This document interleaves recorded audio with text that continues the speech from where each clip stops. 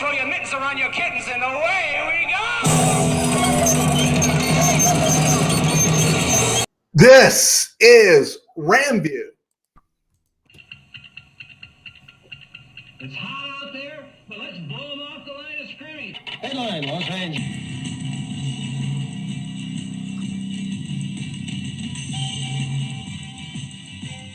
Live from the Ram Cave, I'm Joe Terozine, and this is RamView, the October 31st Halloween edition for 2025, brought to you by Kistler Law Firm. Injured in an auto accident, need help, got questions? Call Kistler Law at 661-206-6990. That's Kistler Law at 661-206-6990. And check out KistlerLawFirm.com. That's one word. KistlerLawFirm.com. Kistler Law, they've been fighting for you since 92. And by Temple City Auto Repair, having some auto issues, get yourself some John and Henry at TempleCityAutoRepair.com. And of course, a new friend of RamView, sports ball games. Make game day funner for you and your crew. Play sports ball games, playing for a hill of beans or just jelly beans. We'll talk more about sports ball games a little bit later in the show. Okay, it is Halloween. And again, I'm not going to fight with Yamamoto and the Dodgers. I'm not going to try to mess with people who are going out and watching football on Friday night. And I'm not going to mess with all the trick-or-treaters, even though I don't get trick-or-treaters anymore at my house. That's one of the advantages of cold, brooding, aloof California is you just don't get trick-or-treaters anymore. At least they all migrate to the really fancy neighborhoods. And so we just enjoy kind of a quiet night. We always buy candy, but I think we know. We haven't had trick-or-treaters at my place for about 10, 15 years. I mean, one in a blue moon. And then we just eat the candy ourselves. So that's pretty good.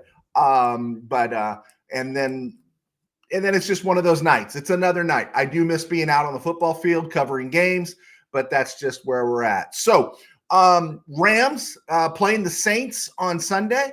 Rob Havenstein, Cam Kitchens, Puka Nacua look like they're all ready to rumble. Darius Williams is listed as doubtful. For the Saints, Alvin Kamara, Rashid Shaheed, Alontae Taylor, they're all listed as questionable. Everyone else, Chris Olave and other key members there, look like they're ready to go. And then we're also going to get the debut. We're probably going to see some snaps with Roger McCreary, the Rams' new acquisition from Tennessee. We'll talk a little bit more about the trade deadline and who's available. We saw that game last night. We'll talk a little bit about that Ravens-Dolphins game, what it means, who got fired, and what should happen. But off the top, we need to talk about this Saints game. Looks like the Rams are almost completely healthy going in. They addressed the one area where one player is doubtful, and that would be Darius Williams. But the Saints are 1-7. And only the Seahawks and Bills, however, have racked up more than 30 points against them. The Seahawks dropped 44, the Bills 30, but they've lost 3 games by 1 possession. New England, good team. Arizona, Frisco, better than expected. So this team competes defensively. They have not quit at all, even though they're not going anywhere. And I think they're kind of living in some fool's gold here to where they should be blowing everybody out. Manny, thank you for coming in. ESG, thank you for coming in. I do appreciate you guys being here. I'm not sure where you're at right now. Some of you guys, maybe you're out here on the West Coast with me. The sun is still up, so no trick-or-treaters yet. But this defense, you look at the Buccaneers beat them 23-3. Buccaneers are banged up, but this defense keeps playing. Chase Young, that second overall pick in 2020 by the Taxkins, everyone thought he was going to be special, and he really wasn't special. He ended up in Frisco in 23, and Frisco walked away from him. He bounced around, and now he's in New Orleans. He had a 7-sack season last year, I think it was. He's got about 3 this year. He's playing pretty good football. He's not a number 2 overall pick, but he's playing some pretty good football. Carl Granderson has always played some pretty good football. And off-ball linebacker Demario Davis. This guy's been awesome ever since he got to New Orleans. I think he bounced around with the Jets. I'm not sure where he was before that. He was actually was a third-round pick of the Jets, but Davis, when he got to New Orleans, just became another player. And, he's their version of Bobby Wagner. He's their version of London Fletcher. He harkens back to the great days of those Saints linebackers like, Sam Mills, and was it Von Dunbar? Who was it? I'm trying to remember. It was Swilling and Jackson were on the edge. You had Sam Mills. And then what was it? Was it Von Johnson or Von Dunbar? I think it was Von Johnson. But Davis is really, really good. And he's 37 this January, playing at a high level still. I do not understand why he is not begging for a trade out of New Orleans. And Granderson's playing well. He's got 5 sacks, but he hasn't had a sack in the last month. So this is a team that can take advantage of your weaknesses defensively, but they just don't have any help from their offense. They don't have a quarterback. Alvin Kamara is 30, and he looks really ordinary these days, right? Doesn't strike any fear. He was when Saints came to town before. Kamara just doesn't strike any fear. They do have some weapons in Shaheed and Olave, but it's not enough, and they got no one to get them the ball. And so the Rams should take care of this team. Micah Gutierrez, thank you so much. Yeah, Manuel, you're getting ready to go see the Rams play the Saints.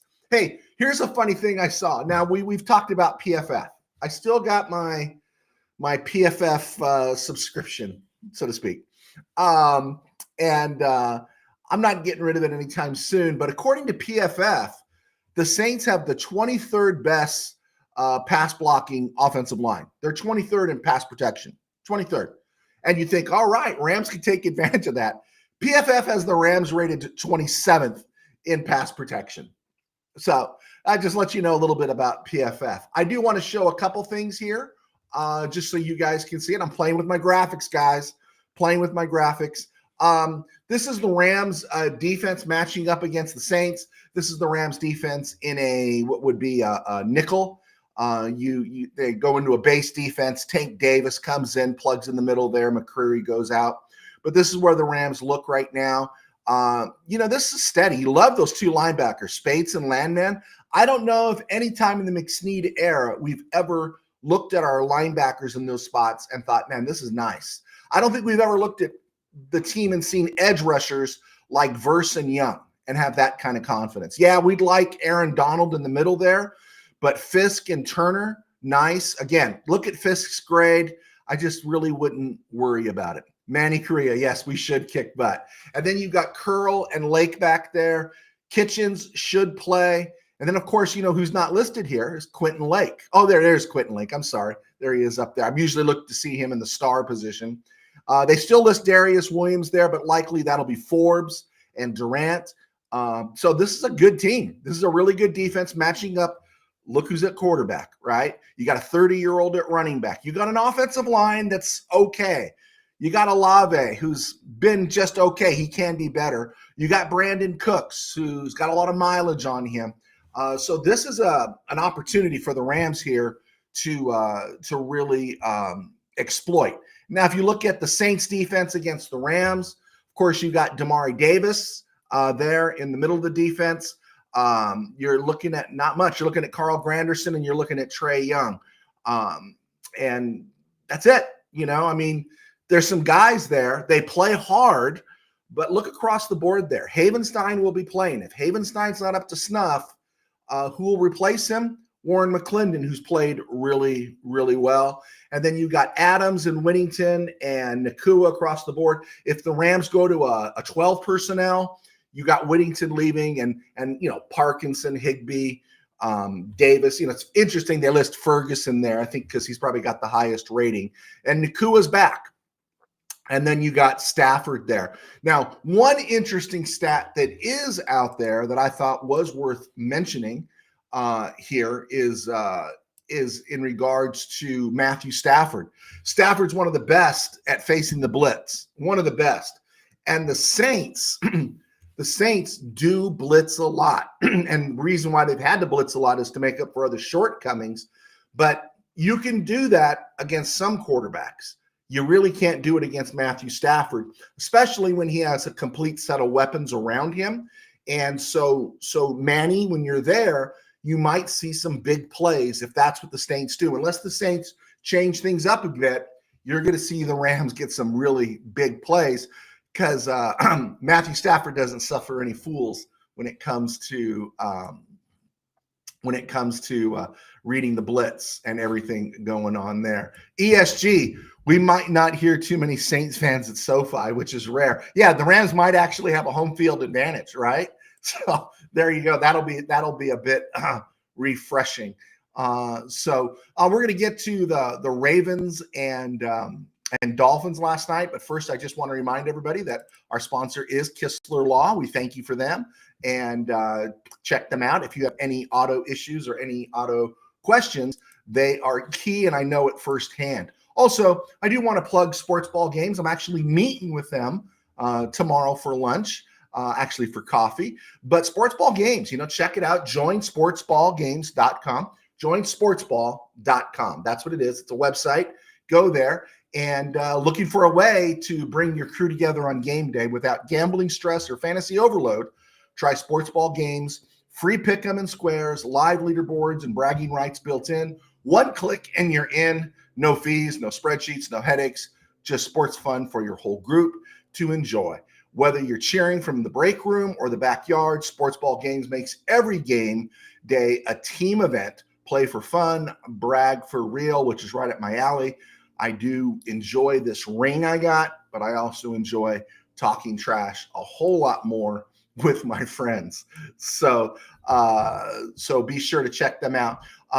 But because of Sports Ball Games, largely because of Kistler Law, because you guys purchased my books, you guys have purchased some of my books this last month. I do appreciate that. Continue to do so. I keep telling myself I'm going to work in some of my book covers in here and help you guys out. They are on Amazon. Just type in my name, Joe Terosian, 3 football books. My last book came out last September. It is Game Day in the Ram Cave, Rams versus the Packers in a fictional NFC Championship game. All right. So I've shared with you, iHeart and Spotify are on hiatus right now. We want to be able to focus on Restream and what we're doing here. And as I've said before, one of the things we do not want to compete with is I don't want to compete with the World Series and Monday Night Football. So we've gone from our traditional 5 o'clock to something around 3 o'clock. I know it's affected the live stream a little bit, but it is important. And it gives me an opportunity to just keep working on trying to make Restream just a little bit better. At least, actually, it's been pretty good. It's just me learning how to handle it, right? Let's see here. Micah Gutierrez, tickets are cheap. This is a great first game for anyone who hasn't been to SoFi yet. Wink, wink. It would be cool, but I do have the day job. So I'd have to say amen pretty fast. Okay, NFL trade deadline is Tuesday, November 4th, 1 p.m. McVay was quoted on a couple of sites there saying the Rams aren't necessarily done making moves. And I'm anxious to see what they do because it'll be a reinforcement if they do make a move. And that could be exciting. I'm not down on them getting another receiver because we've seen how fast receivers can go. If we remember the Super Bowl year, remember when they brought in OBJ, Robert Woods was still healthy. Robert Woods was still part of the offense. And you thought OBJ, Cooper Kupp, right? Robert Woods. And that same week of practice, Woods blew out his ACL, never played another down again for the Rams. And then we got to the Super Bowl, and OBJ is ready to win MVP because he's just eating up that secondary, and he tears up his knee. Van Jefferson wasn't healthy, but even a healthy Van Jefferson wasn't that great. And so it really came down to Cooper Kupp, right? And Bryson Hopkins and Ben Skoranek. And so that receiver room can get thin really fast. I'm not looking for a big name, but I'm not against finding another experienced person, maybe somebody Stafford is interested in throwing the ball to, just as insurance, because I'd hate to be caught up in a position where you're in the Super Bowl or you're in a big game and the only guy to throw the ball to is Puka, or the only guy to throw the ball is Devontae. Get that third element in there, or hopefully maybe we see Terrence Ferguson used more. And speaking of fire sales, Ravens went in, Took care of the Dolphins, got Chris Greer fired today, their general manager. They said Mike McDaniel's not going anywhere until the end of the year, which means he's dead man walking. He's walking the mile. And, let them just finish the season. They can start their search and go from there. But the fire sale should really begin in Miami, right? They really should begin. They've said it. They're holding on to Mike McDaniel. They've punted on the season, and they really should. They lost 28-6 last night. So many errors. And they were trying to say these pre-snap errors, unforced errors, they're trying to say that's really on the players, not on the coach. Well, the coach has had these guys for 4 years now, and these things should be part of the culture. It should be drilled out of anybody coming in. And Tua just gets more and more exposed, right? More and more exposed. That contract looks worse and worse, and I don't know if they've got anybody to bail them out. I know everyone's really hot on Baltimore again. They're a contender. Two things here. Remember who they played? They played the Dolphins, and the Dolphins aren't good offensively, and the Dolphins might be worse defensively. And I think it was a great game for Lamar Jackson to be eased back into, but I don't think it makes them contenders. In fact, I would still be worried that maybe the Ravens have missed their window, right? I think we've seen the best of Lamar Jackson. I don't know if there's another ceiling he can break through. And I like him. I think he's still really good, but that was against the Dolphins last night. Let's see here. Jesus, trade Kobe Turner with a pick for Jeffrey Simmons. The league won't have a shot against that D-line. Oh, man, you're going to get rid of the conductor? I kind of like the conductor. I like the conductor's contract, and culturally he fits with the Rams just fine. That's a bold move there, Jesus. That's a bold move. And I'll dislike it until Jeffrey Simmons makes a sack in the Super Bowl. Then I'm going to say, Kobe who, right? Kobe who. But speaking of fire sales, Dolphins should begin immediately. None of these guys are having great years. Bradley Chubb, Jalen Phillips, even Matthew Judon, who's geriatric at this point. He's in his early 30s, bad injuries. None of them are great, but they could all contribute to somebody. And honestly, Detroit should be making a call for somebody to get some help for Aiden Hutchinson, right? You want to get somebody else that a team has to think about. So the 180 rocks that you've just spent on Aiden Hutchinson with its extension, the 161 rocks that you've guaranteed, you can get some payoff with that to where they can't just focus on Aiden Hutchinson. Aleem McNeil is back. Aiden Hutchinson, add somebody else. Jalen Phillips, get the last bit of game that Matthew Judon has, Chubb, somebody, and make that move. Other teams can make the move for these guys too. They shouldn't be too expensive. The Dolphins should just be interested in collecting as many draft picks as they can. Minkah Fitzpatrick, he's going to be 29 in 3 weeks. He's an 18 rock hit next year. That's a little steep, right? This is why we don't pay our safeties, right? This is why when the Rams don't give second contracts, Rams aren't foolish enough to do those sort of things. Remember how awful sad we were when the Rams gave up on John Johnson after 2020? We really wanted him re-signed, and 2020 was peak JJ. And the Rams knew when to move off. And only the Steelers pay that kind of money for a safety, which is ridiculous. But Minkah Fitzpatrick could help somebody for 1 year, right? He's an 18 rock hit. There was a little bit of restructure, I think. So 2027, the rest of it's voided. So he's a free agent after next year. If you want to absorb a cap hit for 2026, maybe give a little more higher of a draft pick for him, give a second rounder for Fitzpatrick and let the Dolphins eat some of that contract.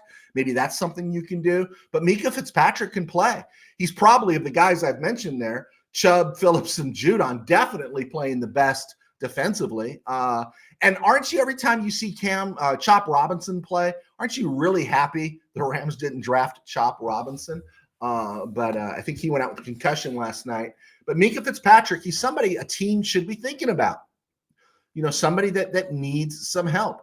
The only offensive weapon that, Jalen Waddle, he's making too much money. The only offensive weapon the Dolphins really have is Devon Achane. And I don't know if they want to give him up. If they wanted to give him up, I'd really ask for something high. But yeah, they just need to rebuild. They just need to rebuild and let Mike McDaniel take all the punishment while they're doing it. So again, something to think about there.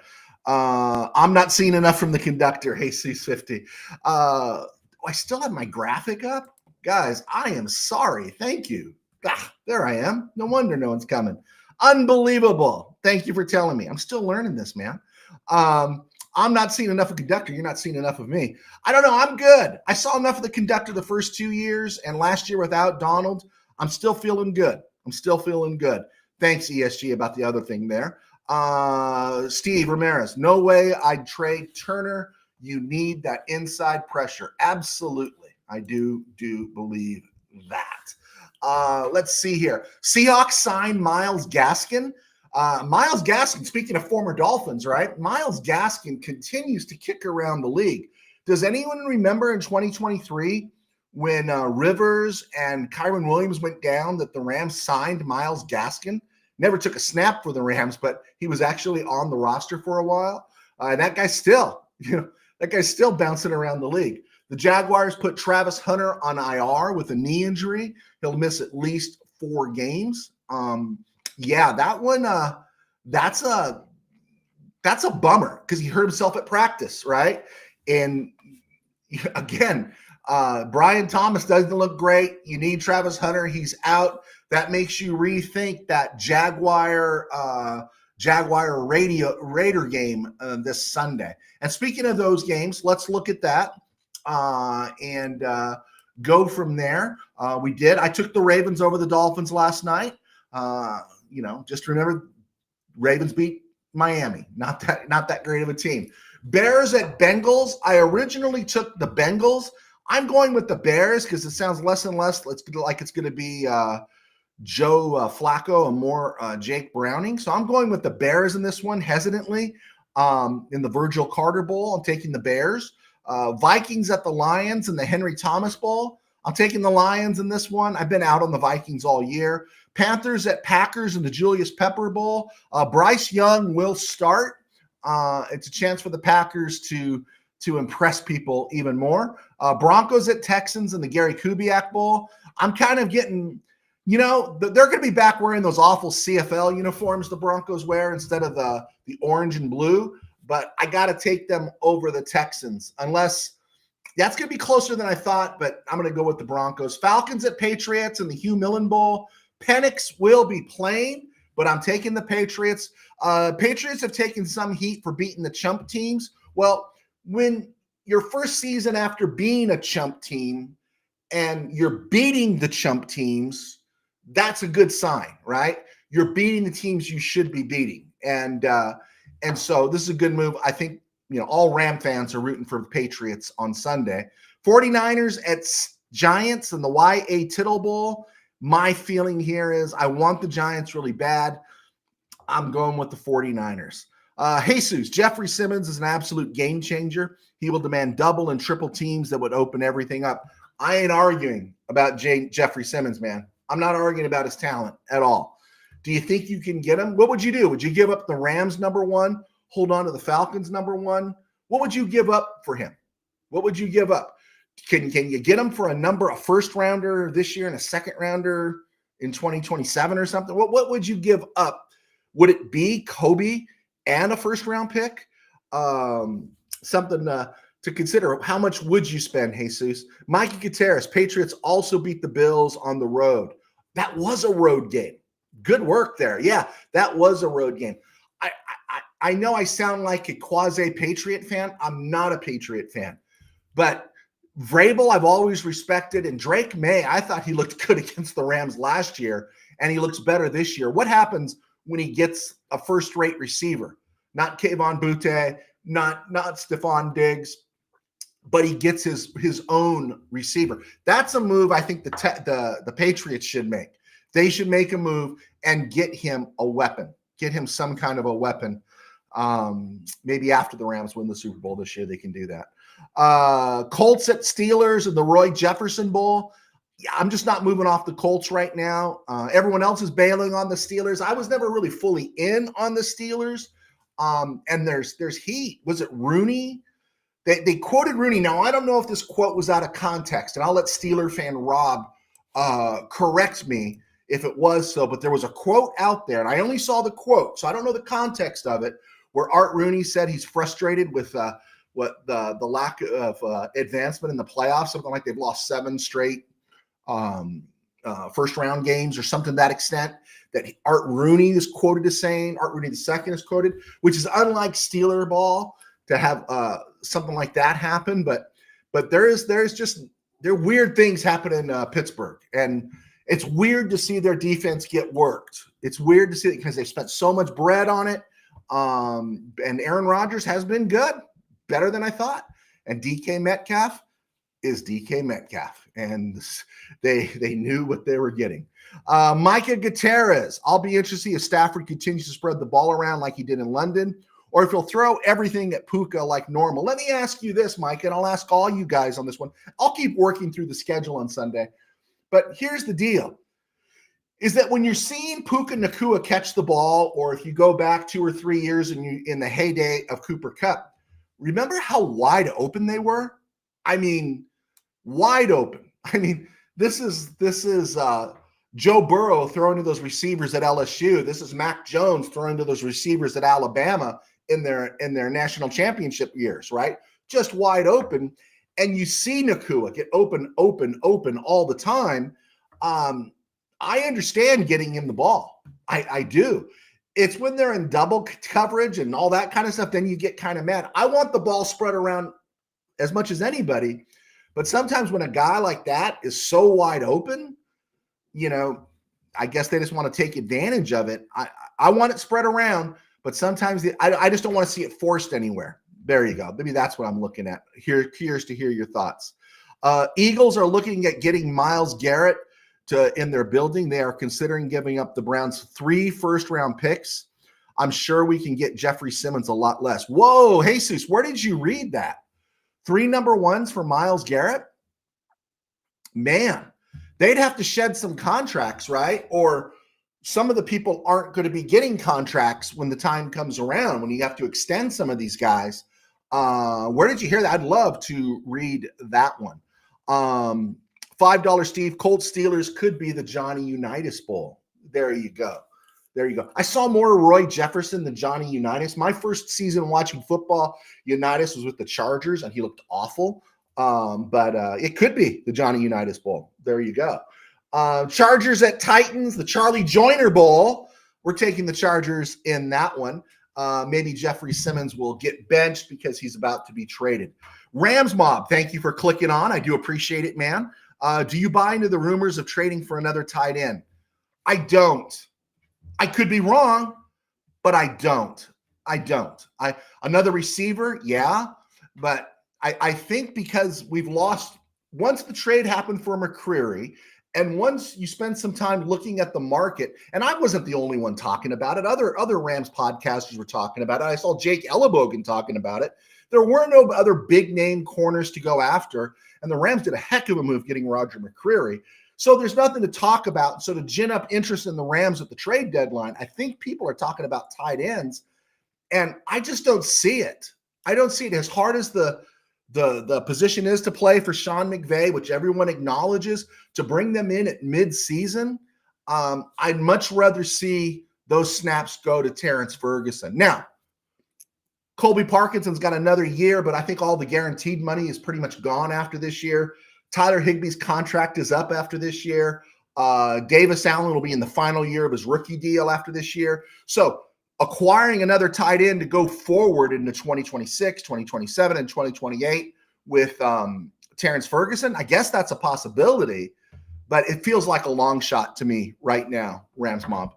Thanks. Good question, though. When the Rams go to 12 personnel, good things happen. I hope to see more of it. I like it when they're in all kinds of different looks, and I love the compacted set where everyone's in tight and then they move out and opens up passing lanes for the receivers. I do like, that 12 personnel set, even 13 personnel is good. ESG, I wouldn't give Lawrence Taylor 3 number 1 draft picks. Really? Prime Lawrence Taylor? You would, I don't know, man.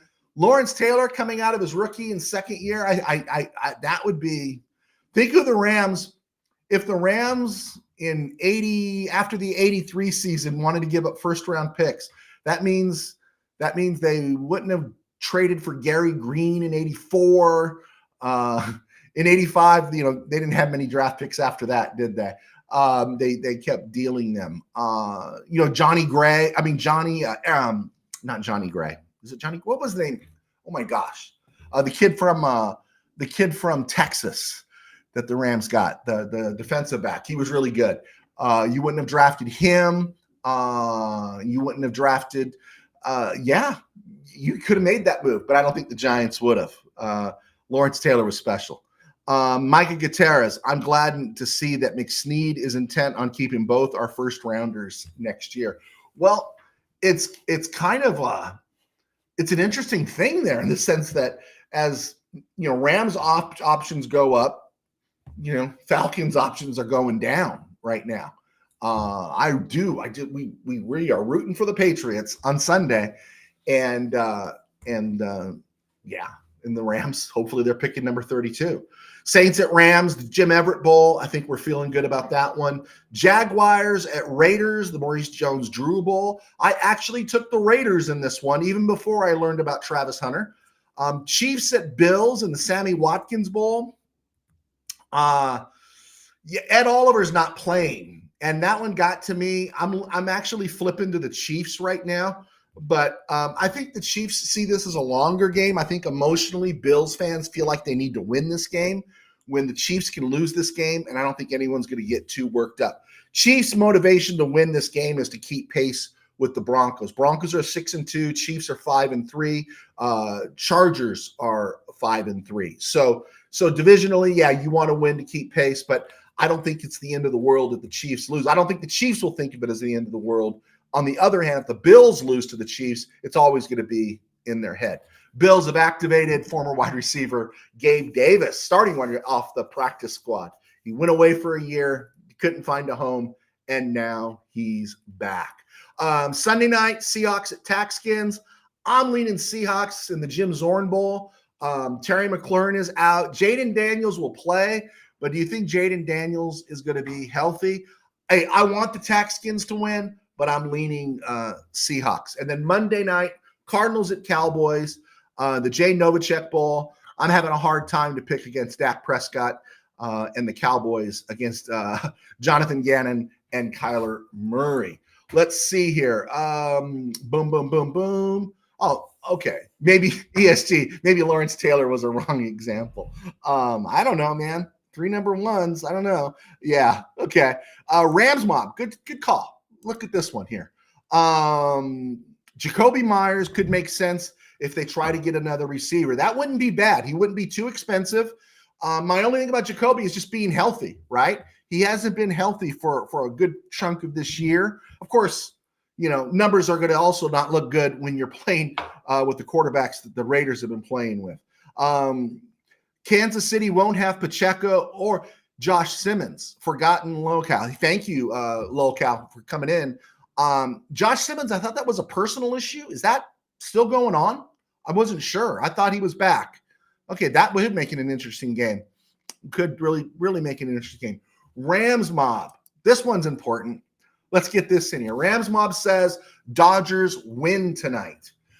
Is Yamamoto throwing? I think Yamamoto's throwing. And here's about Yamamoto. He has a chance to ascend into one of those spots where it's his postseason. Like, I think in some of those Giant years, was it 2016? Was it 2016 or 2014? No, it was 2014 because the Giants won it in 2010, 2012, 2014. Remember Madison Bumgarner?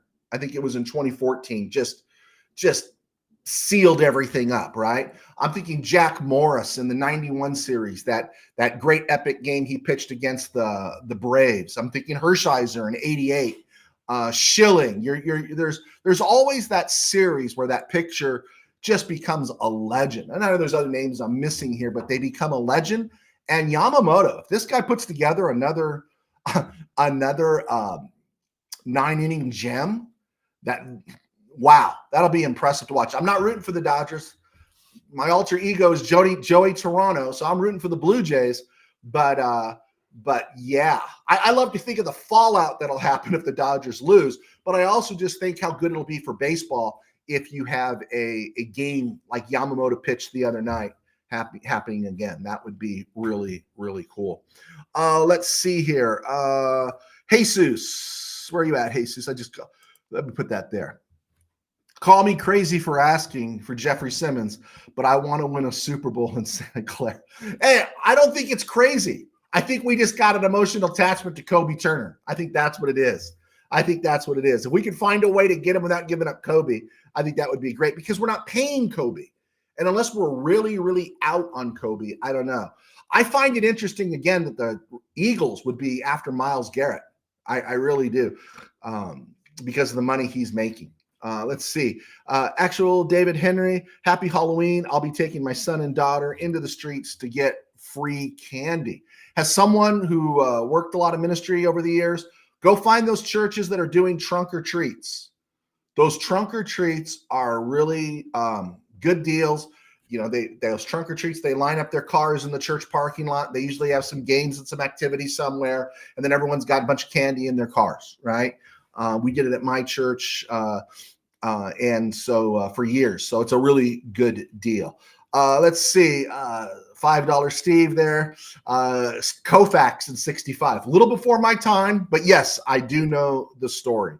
Dano, I owe you one. Jeffrey Simmons would be a game changer. What would it take? Would it take Kobe Turner and a number 1 draft pick? That one would be interesting. Dano asked me a question the other day, what I think of JB Long. I like JB Long. I do. I don't have a problem with JB Long calling a game. He feels very professional. I don't feel like I get a whole lot of other, extracurricular stuff from my play caller. When I do listen to JB Long, I do like him. My only thing, I don't listen to him as much because I'm usually catching a Ram game about 30 minutes after it started. So I'm kind of zipping through, and I don't listen to the radio. I'm usually zipping through what I've recorded. Let's see here. Steve pitched on game 7 on 2 days rest. Yes, that is what Koufax did. Not arguing with you there. Jesus, Kobe will fit in just fine, just well in Nashville with that beautiful voice of his. Yeah, he might be willing, right? I'm always fearful about Kobe Turner that he's going to retire early, right? Because he wants to get into singing. Well, he is into singing. That's one of the things that always strikes me. My audience just vanished. Did some of you folks get bounced or something? Because all my people just disappeared. Real quick here. This is October 31st. October 31st, 2025. On October 31st, 1987, I was in the newsroom at the Pasadena Star News, and I was still like, whoa, just working my way through, didn't know what I was doing. It was Halloween night. I had covered a football game, and I was in there, and I don't even remember what they were called. Steve might, is the wires are coming in. It's like all this information's coming in. And, so I remember being in there one night and seeing it says actor James Coco has died. It would come across the thing. And I'm in there, and the Rams had played a game in Cleveland that night. I think it was Cleveland, or was it the night before? I'm trying to remember. It was Eric Dickerson's last game. But I was at the newspaper, and it came across that Eric Dickerson had been traded.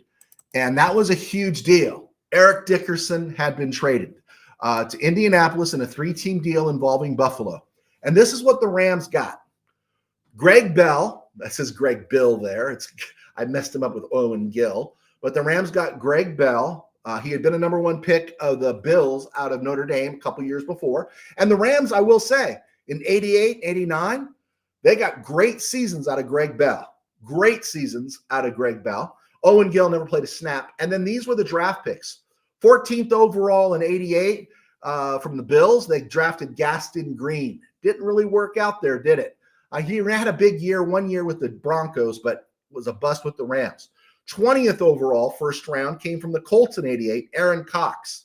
Couldn't play, lost his job to Flipper Anderson, whose draft pick came in the Buford McGee deal. was it Buford McGee or was it Barry Redden? Anyway, and then the second round pick, 47th overall in 88, was Fred Strickland out of Purdue, who was part of that Eagle defense. He wasn't bad, had a bad knee injury, and nothing went right for him. First round pick in 89, 26th overall was Cleveland Gary out of Miami. Yeah, it didn't work out. Second round pick, 45th overall, came from the Colts. That was Frank Stamms, Notre Dame. And in 1989, the Rams spent a second round pick, 53rd overall, on Darrell Henley, and that didn't work out well at all, right? That didn't go well at all. And that was the big Rams Dickerson trade, and that was the end of everything. That was when, and then everything ran out of gas after the 89 season, right? None of those picks hit. Not really. None of those picks hit, and the demise was on.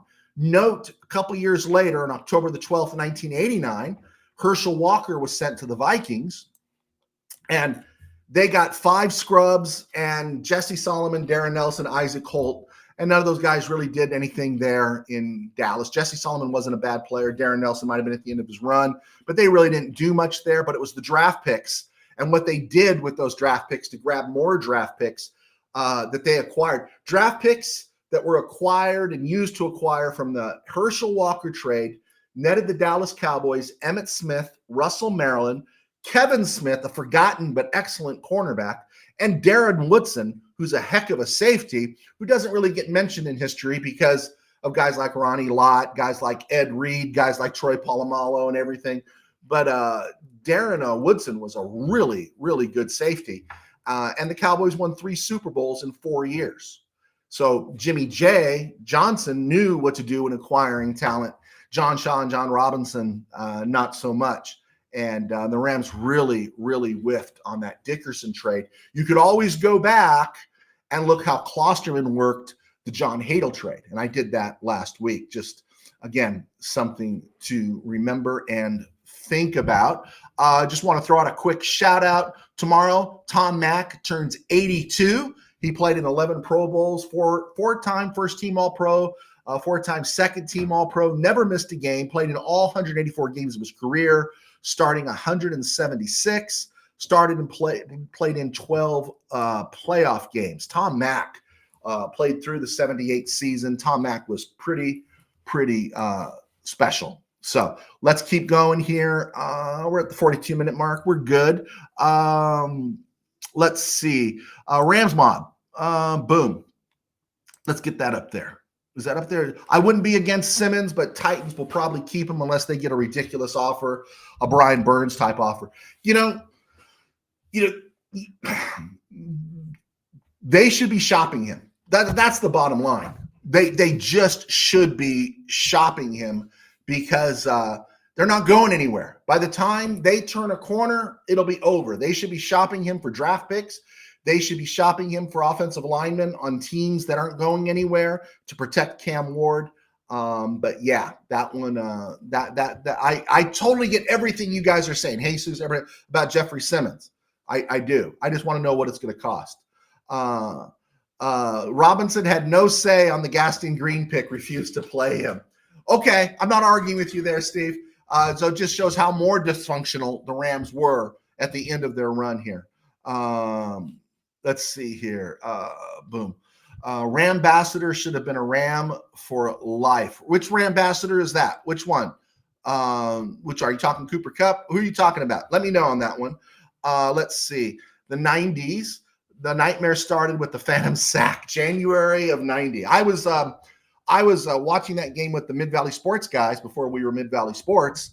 And I was really upset in that game when the Rams marched down the field and had to settle for a field goal. And my friends were all jazzed. Like, all right, first blood. And I said, if you didn't score a touchdown, you're in trouble. And of course, that was the only points the Rams scored in that game. And then the Larry Roberts play, that was the end of the Rams in Los Angeles 1.0 when the Rams lost that game to Frisco. But that was also the end of the aura around Jim Everett. If anyone remembers, everything from Jim Everett being acquired in 86 up to Larry Roberts, everything there was, we got our quarterback. I can remember us thinking, no more ancient Bartkowski, no more ancient, Dan Pastorini, Burt Jones, Joe Namath, all those guys the Rams were just recycling in. We got a quarterback. We made a great move. And then that phantom sack, that nothing was the same after. Nothing. And Everett had it all, right? Everett had it all. I remember, again, things that really stand out to me the time I was at Rams training camp in 88. Everett just owned the room. He just owned the room. He was electric, right? John, the original Johnny Johnson was in there, and he was all professional looking at his book. I mean, it was just this incredible moment. But the guy that ran the place, that was in charge, was Everett. He had all the magnetism and everything. And that's a sad moment. That's a sad moment. Dano, also on this one, Dickerson's combination of speed and power was magical, right? If they could have figured out a way to make that work. I think both the Rams and Dickerson lost on that one. If you remember where Dickerson was getting hit when he was behind that Rams offensive line versus those last few years, first in what was it, Indy, and then Atlanta, and then ultimately with the Raiders, those years could have been far more productive behind the Rams line. They needed to find a way to make that work. They did. That was tragic. That was tragic. Let's see. Bill out in Philly. I remember watching Bettis in his first year. He was outstanding. Then he asked for more money, and he was done with the Rams. Man, everything was bad, right? That second year he played, it wasn't good, and the Rams just weren't good, and they moved off him real quick. Cowboys should be in on Simmons. They've got draft picks. They got 4 picks the next 2 years, but I think they need to build from scratch. I think they need to look at a running back. Hate to say it. They need to, and they need to look at somebody on that defensive line that doesn't cost them any money. They're just paying too much money.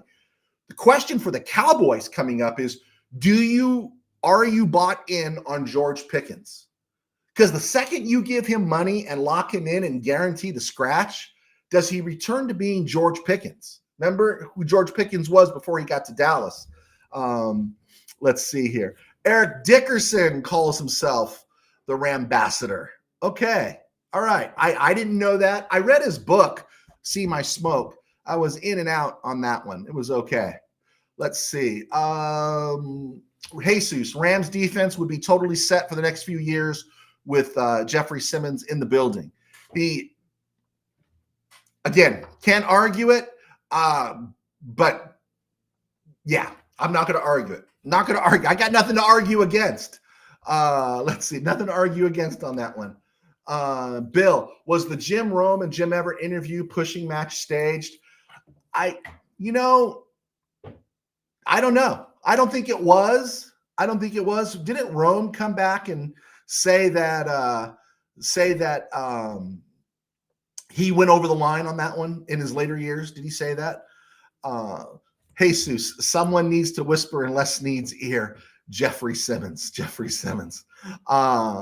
Manuel Vasquez, I wouldn't be against the Rams trading for a better center because Shelton is just brutal. Yeah, I'm not against trading for a better center either, Manuel, but the problem with that is you're not going to get one this year. It's just not going to happen. You're not going to get that center this year, and then incorporate him in to your offensive line, build that chemistry, make all those calls, because I think I'm just wondering, and you guys can tell me if this is some PTSD, is the belief that a less talented, and I think it's fair to say, a less talented Coleman Shelton wouldn't have missed on that last that sack of Jalen Carter in the playoffs, because Bo Limmer was yeoman doing the job. He went this way, Carter went that way. Dotson, you could say it was Dotson, but he didn't get any help, and Carter had the inside track. Coleman Shelton, as weak as he is, knows the game better, knows more experienced. Maybe he gets in the way. Maybe that's what the Rams are thinking on that play, and that's why Coleman Shelton was brought back in. I'm not sure. Rams mob, Jackson Powers Johnson. Wasn't he hurt earlier this year? Wasn't he hurt? Do you really think the Raiders would be wanting to give up a guy that's still on his rookie deal if he's competent enough? I gotta believe that's a guy that Pete Carroll would really want to make sure he kept. Yeah, one of the deals that I think it was when the Seahawks won the Super Bowl, was it the next year, they traded their center. They traded Unger to New Orleans for Jimmy Graham. And I was always wondering about that, is that Unger, he was your center. He was your starting center, and they made that move. Kind of curious. Maybe I'm not remembering that one right. Rams mob. Bo Limmer hasn't been right since he missed that block. Yeah, check the deactivated. Who's activated, who's not activated tomorrow or Sunday, because Bo Limmer has been activated for a few weeks now, and I believe he truly has fallen out of favor. Let's see here. Bill from Philly. My Mount Rushmore would be Donald, Stafford, Warner, Falk, and Dickerson. What's yours? That's 1, 2, 3, 4, 5 guys. So we're adding a fifth to Rushmore. For Rams, it's hard when you're thinking of eras, right? Because if you're going into the 50s era, man, you can't drift away from Elroy, Hirsch, Fears, and I'll say Van Brocklin. I can move off Waterfield. Waterfield was 45 to 51, so I'm going to take Van Brocklin. Those three guys, right? Night Train Lane didn't play as long. But if you're getting into the 60s, then you're talking definitely Deacon Jones, and Merlin Olsen. I don't know. To me, Roman Gabriel feels more romantic than all-star, right? Because again, I didn't see him, right? I did not see him at his best. And then of course you get into the 70s, Tom Mack, Jack Youngblood. You got to put those guys there, right? They've got to be there. And then where do you emotional? It's an emotional thing. People are going to say Jack Snow. I'm going to say Harold Jackson, completely underrated. And then of course Dickerson, and then Slater. Emotionally, I'm going to say Hara. It's just really, really hard. The guy I think is totally underrated that you guys have here, that you have there, is Falk. Marshall Falk. The more you see Marshall Falk and you remember how he played, how he had every aspect of the game. He was a lot like Marcus Allen to me, that he had an all-around game, but he was faster, right? He was more of a home run hitter. Not that Marcus wasn't great, but Marshall Falk did everything. Now, we never got a chance to see different NFL. I would have loved to have seen Eric Dickerson motioned out to a slot position and line him up on somebody in a slot and see what would have happened. I don't know if Dickerson would have wanted to do that. Nowadays, he probably would, but then would he have? But Marshall Falk was great. And then I am going Stafford over Warner. I like Warner, but Stafford is great. I think I'd have Aaron Donald there for sure. That's 3 if we're looking at this generation or the last 25 years. It would be those guys. And again, Cooper Kupp is great. I feel there's an emotional thing there for a lot of us. A couple of off the chart years. It gets hard trying to nail that stuff down. Because I got my favorite Rams, and then I got Rams who weren't the best players ever, right? I was asked who my favorite hockey player was today, and I said it was Bernie Nichols, not Marcel Dion, not anyone on the Triple Clown line, not Gretzky, right? Not Rogie Vachon, not anyone from the most recent Kings history. I said Bernie Nichols, right? Because there's an emotional thing there. So let's see. Rams mob. Shelton gets a lot of flack, but the Rams won a Super Bowl with him at starting center. No, that was Brian Allen. Brian Allen was the starting center in 2021, and he was beaten up really bad. In fact, they were going to move Austin Corbett going into the 2021 season that summer. Austin Corbett was going to move to center, and it didn't work out, kind of like the Avila thing, and they put Brian Allen back in. Brian Allen played in 2019, and he looked horrible. Didn't play at all in 2020. And I remember listening to Rams media and everything. People were stressed about Brian Allen in 2021, and he had a heck of a year. He had a really good year, and they won a Super Bowl. And again, I think we struggle. My struggle with Coleman Shelton isn't that he's horrible. It's just that I didn't feel like he was an upgrade. In fact, talent-wise, physically, I think he's less than Bo Limmer. He just has more experience, a little more game savvy. That's what I'm assuming on that one. Manuel Vasquez. Okay, I'm a bad person there. There you go. Got to include Orlando pace on that mountain. Yes, we do. My bad. We do. Got to include Orlando pace. All right. Hey, let me get this in here really quick. Willie Ellison would have turned 80 today. He passed away in 2019 on March 11th. But Willie Ellison, no one remembers Willie Ellison. Dick Bass ran for 1,000 yards, and then McCutcheon ran for 1,000 yards. And then in that year in 71, Willie Ellison ran for 1,000 yards. He was drafted second round by the Rams out of Texas Southern, 6'2", 210. I never realized he was that big. The pick was acquired when George Allen sent Marlon McKeever and a number one pick in 67 that turned out to be Alan Page to the Vikings for Tommy Mason and the second round pick. And that pick was Willie Ellison.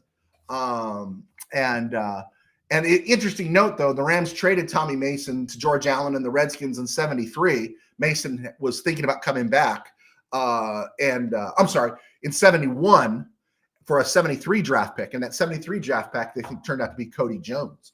But Ellison saw playing time in 68 when Josephson was out. And that 68 team was 10-3-1 and missed the playoffs. He didn't get a chance to start again until 71 when he rushed for 1,000 yards, second man after Dick Bass. This included a 247-yard effort against the Saints, broken by O.J. Simpson in 73 with 250. He rushed for another 764 yards in 72, but the Rams had Bertelson. They had Lawrence McCutcheon, and then he was traded to the Kansas City Chiefs. Now, here was a Klosterman gem. Don Klosterman, the Rams GM, who should be in the Hall of Fame. In January of 73, he traded backup quarterback Pete Beathard, totally washed, and Ellison for linebacker Bob Stein. He was a backup linebacker for a couple years, a second-round pick, and a fourth-round pick. The fourth-round pick became a starter, Eddie McMillan, at cornerback for 4 seasons, or 3. And then the second-round pick, 42nd overall, was a linebacker named Jim Youngblood, who was a stud for a decade for the Rams because of Willie Ellison. I always get into this stuff. Sorry about that. That could be boring. I should look at my numbers. My numbers always drop when I talk history. Bill, I remember Willie Ellison. That's how old I am. Let's see. All right, let's do boom. This is USA Expat. Being in the minority, I still feel Kyron is our Achilles heel. Do you have the feeling he's gonna do something in the end that costs us the season? Do you? Isn't that an awful feeling? That's an awful feeling. I agree. You do remember Willie Ellison. Okay. Let's see here. Boom. Steve, sorry, I can't recognize Rams from 75 to 2007. I stopped rooting for the Rams during those years. Really? I never stopped. I kept trying to stop, but I could never stop. I couldn't. That's why my backup team was the Redskins and the Chiefs in the AFC, but I couldn't stop. When the Redskins or the Chiefs lost, I was upset for an hour. As you know, I have a tendency, like I said, to howl at the moon when the Rams lose. Even today, I question my maturity all the time over these matters. But now it's business, thanks to Kistler Law. All right, guys, I think we did good. I think we got it in. You guys can go trick-or-treating. I don't know what it's like out there in Philly right now, Bill, but I hope it's all safe. 1995 through 2007. I think I knew that. I read it. I apologize, Steve. But yeah, I couldn't move off the Rams. I tried to, couldn't do it. Okay, let's go watch the World Series. And let's see how it plays out. Guys, thank you for being patient with me. ESG, thank you for pointing out that I left the sports ball games graphic up too long. If you're going to leave a graphic up, leave the graphic up with the guy that pays the bills. There you go. I do appreciate it. I appreciate your patience as we work through all this stuff. Let's see. Manny Vasquez. I'll show this one, Manny. Let's go. You're not alone. My family tells me I act like I own the Rams when they lose because I'm so upset. Yeah, that's me. I've asked myself over and over again. I've matured on all my other teams, but I have not matured on this one. I guess it's passion, right? Rams mob, go Chargers, go Dodgers. Okay, I'm all into Joey Toronto, right? Joe Carter lives. Do it for Otto Velez. And I'm hoping the Blue Jays win. All right, guys. Thanks for hanging out.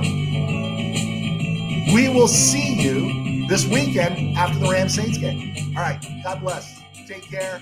Thanks.